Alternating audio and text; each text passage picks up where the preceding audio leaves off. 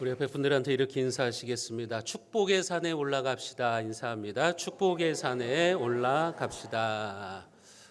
오늘 우리가 살펴보게 되는 여호수아서는 잘 알고 있는 것처럼 하나님의 백성인 이스라엘이 하나님께서 약속하신 땅, 가나안 땅을 정복하는 이야기입니다. 하나님은 하나님의 백성들에게 젖과 꿀이 흐르는 땅을 약속하셨어요. 그리고 이제 그 약속을 믿고서 여호수아와 이스라엘 백성들이 가나안 땅에 들어가서 가나안 땅에 있는 족속들을 정복하는 과정을 기술한 책이 여호수아입니다.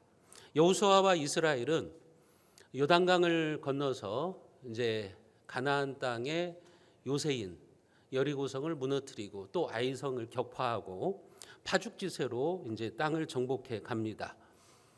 그런데 갑자기 지도자 여호수아가 정복 전쟁을 멈추고 이스라엘 백성들을 에발산으로 이끌고 갑니다. 이와 같은 여호수아의 결정은 예상 밖의 행동이었어요. 왜냐하면 전쟁에서 속전속결이 중요하죠. 기선을 제압한 이들이 해야 되는 일은 계속해서 정복 전쟁을 하는 거예요. 밀어붙이는 거예요. 밀어붙이지 못하면 이제 그 전쟁이 오래 갈 수가 있어요. 러시아와 우크라이나 전쟁을 보세요. 러시아가 뭐 며칠이면 끝낸다고 하는 전쟁이 지금 3년을 가고 있다고요. 그렇게 끝내야 될 때 전쟁을 마치지 못하면, 밀어붙일 때 밀어붙이지 못하면 전쟁은 오랜 시간 이제 에너지를 낭비하게 하고 또 전쟁을 통해서 많은 손실을 보게 돼 있는 겁니다. 그런데 여호수아가 지금 속전속결로 빨리 가나안 땅을 정복해야 되는데 갑자기 전쟁을 멈추고 이스라엘 백성들을 데리고 에발산으로 가는 결정을 하는 겁니다. 오늘 여호수아서 8장 30절에 보면 그때 여호수아가 이스라엘 하나님 여호와를 위하여 에발산에 한 제단을 쌓았으니, 여호수아가 지금 에발산으로 간 이유가 있어요. 하나님께 제단을 쌓기 위해서 갔다고 말하죠. 예배를 드리기 위해서 갔다고 하는 거예요.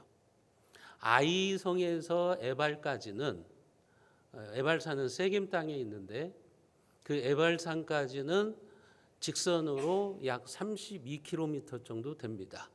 말이 32km지 이스라엘 백성들이 그때 200만 명이 넘는 사람들이에요. 우리 전라북도 인구를 다 합쳐도 200만이 안 돼요. 그 200만이 넘는 인구가 32km를 간다고 하는 것은 이것은 쉽지 않아요. 가다가 가나안 땅에 있는 족속들이 연합군을 형성해서 그들을 치기라도 한다면 그들은 가나안 땅에서 갇혀서 죽을 수도 있는 겁니다. 전쟁이 실패로 돌아갈 수도 있는 거예요. 그런데 여호수아는 지금 이스라엘 백성들을 데리고 에발산으로 갑니다. 하나님께 예배드리기 위해서 가는 거죠. 지금 이스라엘 백성들이 예배드릴 장소가 없어서 에발산까지 가는 겁니까? 그렇다고 시간이 남아가지고 지금 그들이 그 먼 곳까지 가느냐 하는 거죠. 왜 굳이 에발산까지 가는 겁니까? 그것은 하나님께서 구별하신 장소에서 구별되게 예배드리기 위해서 그러는 거예요. 왜 에발산이냐? 그 이유가 신명기 27장에 보면 나와 있어요. 하나님께서는 이스라엘 백성들이 이 가나안 정복 전쟁을 하기 위해서 가나안 땅에 들어가기 전에 이미 모세를 통해서 너희들이 가나안 땅에 들어가면 해야 되는 일이 무엇인가를 말씀해 주셨어요. 그리고 여호수아는 그 말씀에 순종하기 위해서 에발산으로 간 거예요. 신명기 27장 4절과 5절 말씀을 우리가 같이 한번 읽어봅니다. 너희가 요단을 건너거든 내가 오늘 너희에게 명령하는 이 돌들을 에발산에 세우고 그 위에 석회를 바를 것이며 또 거기서 내 하나님 여호와를 위하여 제단 곧 돌단을 쌓되 그것에 새 연장을 대지 말지니라. 하나님이 이미 모세를 통해서 여호수아에게 말씀하셨어요. 그게 뭐냐면 가나안 땅에 들어가면 너희들은 에발산으로 가라. 에발산으로 가서 거기에다가 제단을 쌓는데 그 제단은 쇠 연장을 대지 않는 제단, 그러니까 자연석으로 화려하게 꾸민 제단이 아니라 연장을 대지 않는 제단을 세우라고 말씀을 하신 거예요. 여러분, 에발산은 세겜에 있는데 이 세겜이 어떤 곳인지 아십니까? 왜 하나님께서 그 가나안 땅의 다른 지역들도 다 있는데 왜 이 세겜 땅 에발산으로 가라고 하셨을까요? 이유가 있다고요. 그것은 왜 그러냐면 이스라엘의 조상인 아브라함이 그의 고향을 떠나서 이 약속의 땅으로 들어왔을 때 처음 제단을 쌓은 곳이 세겜 땅이라고요. 그리고 또 그들의 조상인 야곱이 타향살이를 하다가 타향에서 고생하다가 다시 이 약속의 땅으로 들어오면서 처음 제단을 쌓은 곳도 세겜 땅이에요. 그러니까 이스라엘 민족에게 있어서 이 에발산 세겜 땅은 어떤 곳이냐? 구별된 장소예요. 하나님 앞에 예배드리기 위해서 구별된 장소가 바로 이 에발산이라고 하는 거예요. 그러니까 지금 하나님은 무엇을 가르쳐 주시기 위해서 이런 명령을 하셨냐면 하나님의 백성들이 약속의 땅에 들어가서 축복의 땅에 들어가서 제일 귀하게 여겨야 되는 것이 바로 예배임을 가르쳐 주시고 있는 거라고요. 전쟁보다 더 중요한 게 예배라는 거예요. 정복 전쟁보다 더 중요한 것이 하나님을 경외하는 예배라고 하는 거예요. 그것을 알려주시기 위해서 지금 에발산으로 가라고 하신 거예요. 그리고 여호수아는 그 하나님의 말씀에 순종하는 거죠. 여호수아는 자기 마음대로 에발산으로 간 게 아니에요. 하나님께서 명령하신 그 말씀을 지키기 위해서 그 많은 사람들을 데리고 생명이 위태로운데도 에발산으로 향하고 있는 겁니다. 여러분, 이것이 진정한 예배자의 자세인 겁니다. 우리의 예배가 이런 모습이어야 되는 거예요. 예배를 우습게 여기지 말고 예배를 하찮게 여기지 말고 우리 인생의 가장 중요한 것이 예배라고 하는 거죠. 하나님이 여러분들에게 축복을 주셨습니까? 그렇다면 여러분들은 먼저 예배자가 되셔야 돼요. 이스라엘 백성들은 약속의 땅, 축복의 땅에 들어와서 정복 전쟁보다 더 중요한 것이 하나님께 드리는 예배임을 지금 상기시키고 있는 거죠. 오늘 우리에게도 이런 예배의 정신이 필요한 겁니다. 여러분들의 에발산은 어디입니까? 하나님께서 구별해 주신 예배 장소가 어디냐고 하는 것입니다. 여러분들의 에발산은 바로 이 교회라고 하는 것을 명심하시기를 바랍니다. 여러분들의 에발산은 바로 이 새순교회입니다. 여러분, 김제시에만 해도 220개의 교회가 있어요. 우리나라만 해도 5만 개가 넘는 예배 처소가 있어요. 아무리 교회가 5만 개 있고 김제시에 220개 예배 처소가 있어도 여러분들이 하나님 앞에 나와서 구별되게 예배를 드리는 곳, 그곳은 바로 이 교회라고 하는 것을 믿으시기를 바랍니다. 하나님은 이 교회를 구별하셔서 여러분들이 이곳에 와서 하나님 앞에 예배드리고 이곳에 와서 말씀의 은혜를 받기를 원하시는 거예요. 우리 교회에 보면 전주에서 예배를 드리기 위해서 오시는 분들이 몇 분 계세요. 여러분, 그분들이 시간이 남아가지고 전주에서 여기까지 오시는 겁니까? 다른 교회가 없어서 그분들이 여기까지 오시는 겁니까? 아니잖아요. 얼마든지 다른 교회도 많아요. 하지만 하나님께서 자기에게 주신 신앙의 공동체인 이 교회를 사랑하고 믿음의 형제자매들과 함께 예배드리기 위해서 오는 거예요. 이 교회가 하나님께서 나에게 구별시켜 주신 에발산이구나, 예배 처소이구나, 그런 믿음을 가지고 그분들이 이곳으로 오시는 거죠. 여러분, 하나님께서는 그의 백성들인 우리가 먼저 구별된 예배자가 되기를 원하십니다. 하나님이 구별하신 장소에서 하나님의 방법으로 예배드리기를 원하는 거예요. 그래서 지금 여호수아는 이스라엘 백성들을 이끌고서 하나님을 예배하기 위한 제단을 세운 거예요. 오늘 여호수아서 8장 31절에 보면 이는 여호와의 종 모세가 이스라엘 자손에게 명령한 것과 모세의 율법책에 기록된 대로 쇠 연장으로 다듬지 아니한 새 돌로 만든 제단이라. 무리가 여호와께 번제물과 화목제물을 그 위에 드렸으며. 여호수아는요 하나님의 말씀대로 그대로 순종합니다. 다듬지 않는 돌, 자연석을 가지고 하나님의 제단을 쌓는 겁니다. 하나님은 인간의 손으로 인공적으로 꾸며진 제단이 아니라 자연석 그대로의 제단을 원하셨어요. 왜 그랬을까요? 왜 자연석 그대로의 제단을 쌓으라고 그랬을까요? 그 이유가 무엇인가 하면 당시 가나안 땅에 살고 있는 사람들이 자기들이 섬기는 신들을 섬기기 위해서 만든 제단은 매우 뛰어난 석공 기술자들의 기교로 정교하고 화려하게 다듬어진 제단이었어요. 인공적으로 만들어진 제단. 그것이 가나안 민족들의 종교였어요. 그러나 하나님은 그렇게 하지 말라는 거예요. 하나님은 그런 것을 원하시지 않아요. 화려하게 인공적으로 꾸며진 제단을 하나님께서는 원하시지 않는다는 거죠.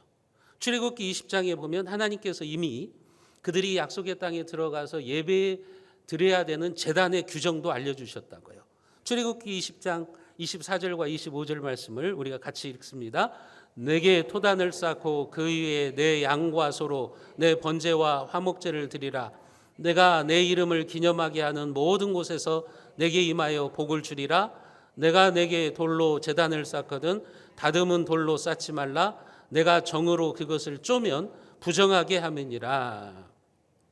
하나님이 이미 이스라엘 백성들에게 약속의 땅에 들어가기 전에 말씀하셨어요. 너희들이 약속의 땅에 들어가서 나를 섬기기 위한 제단을 쌓을 텐데 그 제단은 토단으로 쌓아라. 그리고 혹시 돌로 제단을 쌓는 경우에도 다듬은 돌로 하지 말아라. 나에게 예배드리기 위한 제단은 정으로 쪼면 안 된다. 그러면 부정하게 된다. 하나님이 이미 말씀하셨다고요. 하나님은 지금 가나안 땅에 있는 우상을 섬기는 자들의 제단과 하나님의 백성들의 제단을 철저하게 구별시키시고 있는 거예요. 하나님의 백성들의 예배는 그들과 다르다고 하는 거예요. 그들과 다른 형식, 그들과 다른 모습으로 하나님을 섬겨야 될 것을 지금 말씀해 주시고 있는 거죠. 다듬은 돌이 아니라 흙으로 만들고 또 돌로 쪼아 만든 제단이 아니라 자연석 그대로의 제단을 만들라고 하신 거예요. 왜 하나님께서 이런 규례들을 주시느냐? 만약 인간들에게 그것을 허용한다면 사람들은 제단의 온갖 모양을 내려고 할 거예요. 그래서 나중에는 제단을 꾸미는 것이 하나님께 예배를 드리는 것보다 더 거기에 의미를 부여하고 그 제단을 신성하게 여기게 될 거예요. 가나안의 종교가 그랬거든요. 가나안의 이방 족속들이 그랬거든요. 하나님께 시선이 모이지 않고 제단이 하나님이 되는 셈이에요. 그것을 보면 하나님은 자신을 섬기는 제단조차도 화려해지기를 원치 않으시는 거예요. 여러분, 우리 교단은 그래서 여러분이 강대상에 십자가를 안 걸어둡니다. 왜냐하면 십자가가 신성시 되지 않게 하기 위해서 그러는 거예요. 여러분들이 우리 교단인가 아닌가를 보시려면 교회에 갔을 때 십자가가 뒤에 붙어 있으면 우리 교단 아닙니다. 우리 교단은 강단에 십자가도 부착하지 않아요. 왜냐하면 그 십자가를 신성시하고 그 십자가가 우상이 되기를 원치 않는 거예요. 십자가는 상징이에요. 예수님께서 우리를 위해서 피 흘려 죽으시고 우리의 죄를 용서해 주셨다고 하는 상징이지, 그 십자가 자체가 신성화되는 것을 하나님은 원치 않으시기 때문에 그래요. 어떤 사람들은 그래요. 꼭 십자가 앞에 나가서 기도해야 기도가 되는 것 같고, 차에다가 십자가를 걸고 다니면 사고가 안 날 것 같고. 여러분, 그게 십자가가 신성화되고 우상화되는 거예요. 하나님은 그런 종교를 원하시는 게 아니에요. 하나님은 말씀의 종교를 원하시는 거지, 그 종교의 상징이 신성화되고 그것이 더 하나님보다 관심을 가지게 되는 그런 종교를 원하시는 것이 아니라고 하는 거예요. 여러분들이 교회 와가지고 하나님의 말씀을 듣는 데에 집중해야지, 막 교회의 화려한 것에 관심이 있다면 그게 제대로 된 신앙생활입니까? 여러분들이 교회를 선택하는 데 있어서 얼마나 그 교회가 하나님의 영광을 드러내는 교회이고, 그 교회에서 얼마나 하나님의 말씀이 제대로 선포되느냐, 이것을 봐야지, 그 교회의 건물이 얼마나 좋은가, 얼마나 그 제단이 화려한가를 찾는다면 그런 사람들은 하나님을 섬기는 사람들이 아니라 미신을 섬기는 사람들이죠. 그런 사람들은 우상을 섬기는 사람들이죠. 여러분, 오늘 이 말씀이 우리에게 어떤 영적인 교훈을 줍니까? 다듬지 않는 자연석은 볼품없어요. 보잘것없어 보이지만 있는 그대로의 모습은 순수한 거예요.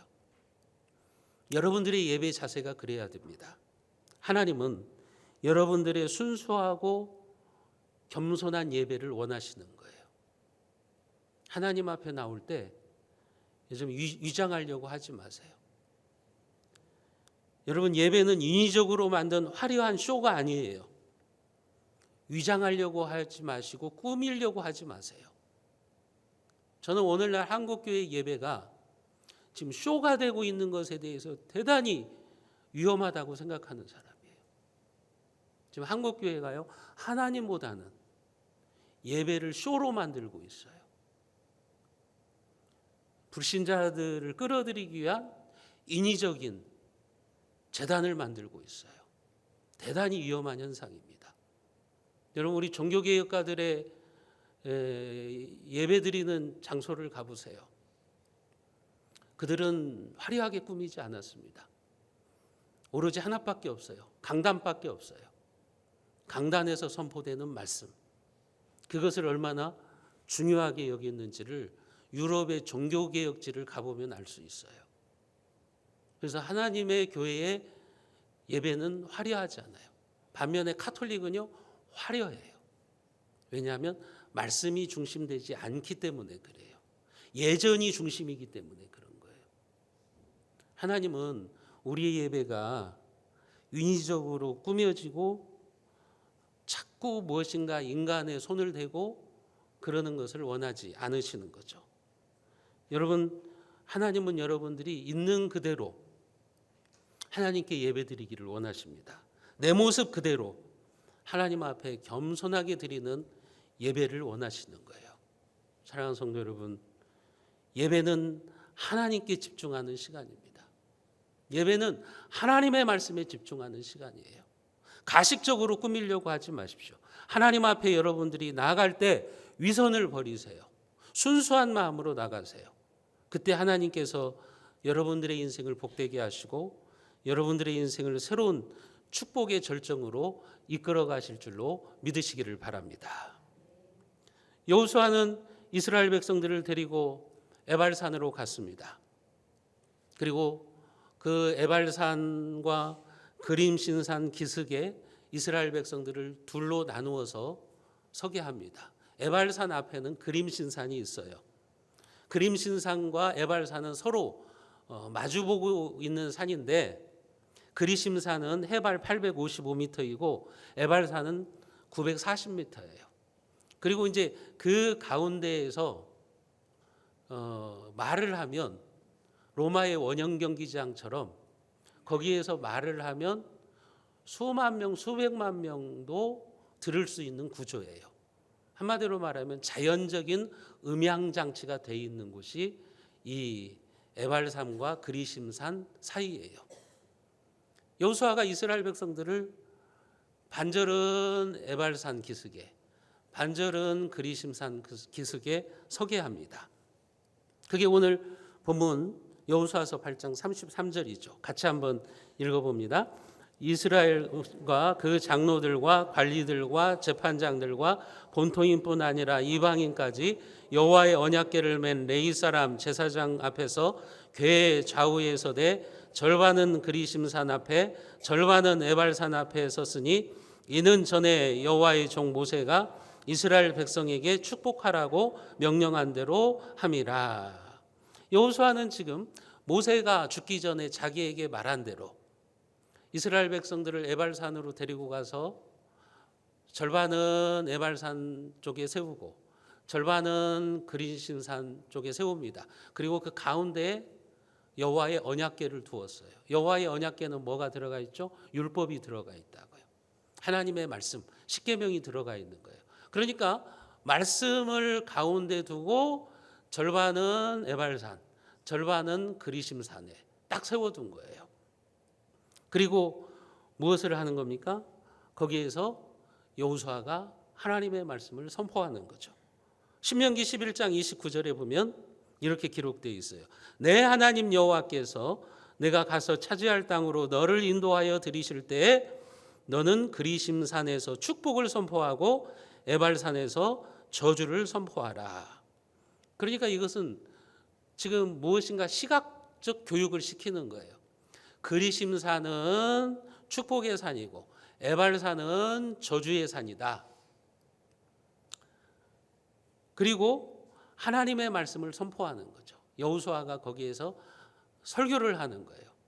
설교를 하는데 축복의 말씀도 선포하고 저주의 말씀도 선포하는 거예요. 지금 여기에서 말씀 집회가 열리고 있는 거죠. 왜 그리심산은 축복을 상징하고 에발산은 저주를 상징하느냐 하면 그리심산은 수목이 무성해요. 그래서 나무도 많고 풍성한 산이에요. 그런데 반대편에 있는 에발산은 전혀 달라요. 그것은 헐벗은 산이에요. 그리고 황량하기가 이를 데 없는 산이에요. 그러니까 대조가 되는 거예요. 그리심산과 에발산은 대조가 되는 거예요. 그리심산은 풍성함이에요. 에발산은 황폐한 산입니다. 그러니까 시각적으로 축복과 저주가 무엇인가를 보여주는 것, 그것이 바로 이 그리심산과 에발산이라고 하는 거죠. 여러분, 오늘날 교회 안에도 그렇습니다. 여러분들이 똑같이 예배를 드리지만 어떤 분들은 축복의 산 그리심산에 서 있으시고 어떤 분들은 에발산 저주의 산에 서 계신 분도 있어요. 어떤 분은 예수를 믿고 말씀대로 잘 살아요. 순종하면서 살아요. 그래서 그리심산의 모델이 되는 거예요. 아, 저분처럼 예수를 믿고 교회를 열심히 섬기면 하나님이 저런 복을 주시는구나. 저렇게 가정도 잘 되게 하시고 자녀도 잘 되게 하시고 사업도 잘 되게 하시는구나. 그런 그리심산의 모델이 되는 분도 있어요. 그런데 어떤 분들은 예수를 믿었는데도 말씀대로 살지 않고 자기 마음대로 살아요. 그래서 아, 저렇게 신앙생활하면은 안 되는구나 하는 모델이 있어요. 그리심산의 모델이 있고요, 에발산의 모델이 있다고 하는 거예요. 지금 하나님은 이스라엘 백성들에게 무엇을 가르치기 위해서 이렇게 하는 거예요? 너희들은 에발산에 서 있는 자가 되면 안 되고 그리심산에 서 있는 자들이 돼야 된다는 거죠. 여러분, 하나님은 우리 새순교회 모든 성도가 그리심산에 서는 축복을 누리기를 원하신다는 것을 믿으시기를 바랍니다. 여러분들이 그리심산의 모델이 되셔야 되는 거예요. 에발산의 모델이 되시면 안 되는 거예요.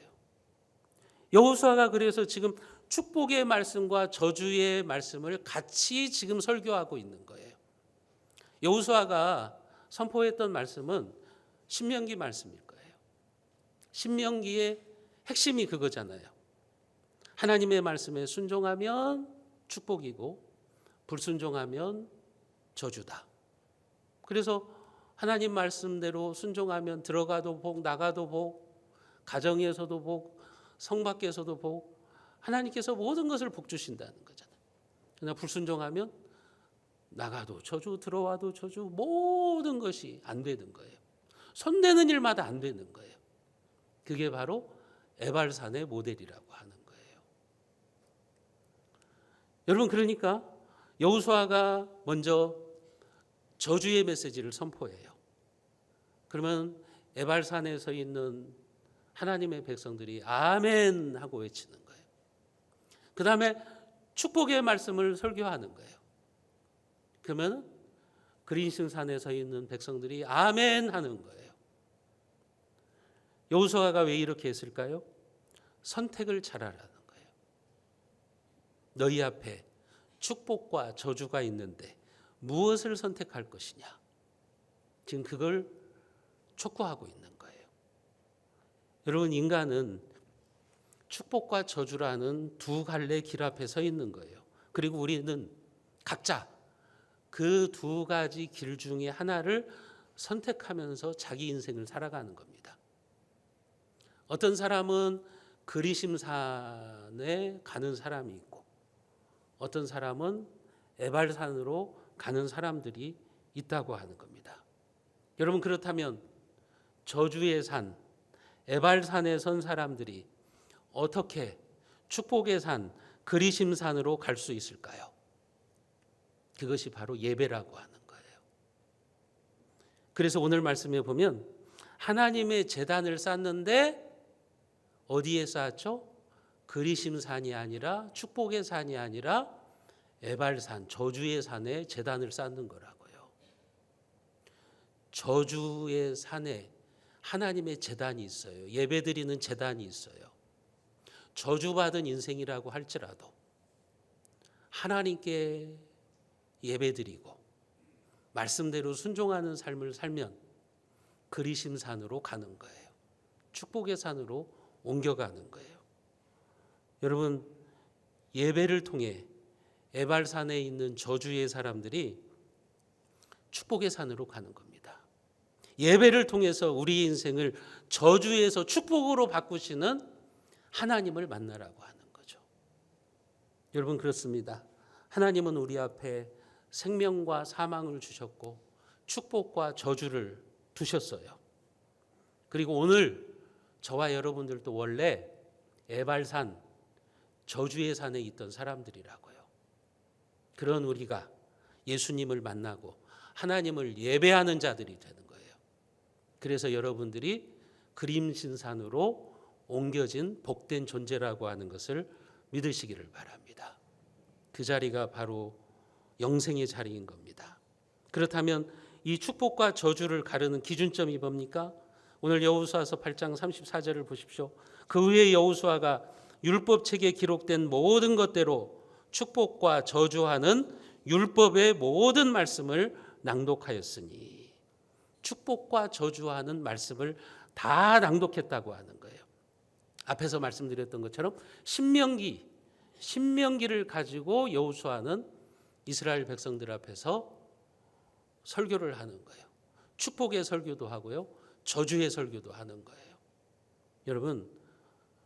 여러분들이 설교를 들으실 때 축복의 설교도 들으셔야 되지만 저주의 설교도 들으셔야 돼요. 왜냐하면 내가 그렇게 살아가면 하나님의 심판이 있구나, 이 메시지도 들어야 되는 거예요. 잘못 살아가고 있는데도 잘한다고 하는 것은 그건 살리는 것이 아니라 죽이는 거예요. 그럴 때는 우리가 저주의 메시지를 들어야 되는 거예요. 내가 이렇게 살면 하나님의 심판이 있지. 내가 예배드리지 않고 내 마음대로 살면 하나님의 저주가 있지. 빨리 내가 예배를 드려야지. 하나님을 잘 섬겨야지. 그래서 우리가 저주의 산에서 축복의 산으로 가는 것입니다. 여러분, 기독교는 말씀의 종교입니다. 그래서 축복과 저주는 말씀으로 갈라지는 거예요. 다른 것으로 갈라지는 게 아니에요. 오직 살아계신 하나님의 말씀 위에 우리 기독교는 세워져 있는 거예요. 신앙생활을 하면서 가장 위험한 사람이 어떤 사람이냐면 말씀대로가 아니라 자기 마음대로 신앙생활을 하는 사람들이에요. 그런 사람들이 에발산에 있는 사람들이라고요. 그런 자들은 빨리 하나님의 말씀을 들어야 돼요. 저주의 말씀을 듣고 회개하고 하나님께 예배드림으로 순종의 자리로 가셔야 돼요. 그게 바로 축복의 산으로 가는 겁니다. 여러분, 그래서 여러분들이 하나님의 말씀을 들을 때 그렇게 기도하셔야 돼요. 하나님, 오늘 또 말씀이 들려집니다. 그것이 축복의 말씀이든 저주의 말씀이든 제가 아멘으로 받게 하여 주시옵소서. 저 말씀은 나를 붙들어 주시는 말씀이고 저 말씀은 나를 축복의 산으로 인도하는 말씀이다. 그렇게 여러분들이 들으셔야 되는 거예요. 여러분들이 하나님의 말씀을 듣지 못할 만큼 바쁘게 살지 마십시오. 예배를 드리지 못할 만큼 그렇게 게으르게 살지 마십시오. 그것은 자동차를 운전하는 사람이 차를 몰고 다니느라 바빠가지고 기름을 넣는 시간이 없는 것과 똑같은 거예요. 기름을 넣지 않고 자가용을 운전하면 어떻게 됩니까? 언젠가는 멈추죠. 고속도로에서 기름이 떨어진다. 여러분, 큰일 나는 거예요. 그런 것처럼 여러분들이 예배, 하나님의 말씀을 듣는 것을 우습게 여기지 마십시오. 하나님의 말씀을 제때 듣지 못하면, 제때 공급받지 못하면 우리의 영혼은 서서히 고갈되기 시작하는 거예요. 강팍해지기 시작하는 거예요. 그리고 예기치 못하는 순간에 인생이 마비되는 순간을 맞이하게 되는 겁니다. 여러분들이 하나님의 말씀 위에 인생을 세워가면 하나님께서 여러분들의 인생을 그리심산이 되게 하실 것입니다. 그러나 우리가 예배를 소홀히 여기고 자기 마음대로 인생을 살아가면 언젠가는 무너지고 파멸되는 에발산이 될 것입니다. 사랑하는 성도 여러분, 여러분들은 어떤 길을 선택하시겠습니까? 축복의 그리심산입니까? 저주의 에발산입니까? 중립지대가 있으면 좋겠는데 중립지대는 없어요. 가운데는 없습니다. 바라기는 여러분 모두가 말씀에 순종하는 예배자가 되어서 에발의 저주가 물러가고 그리심의 축복의 자리를 떠나지 않는 복된 인생이 되시기를 주님의 이름으로 축원드립니다.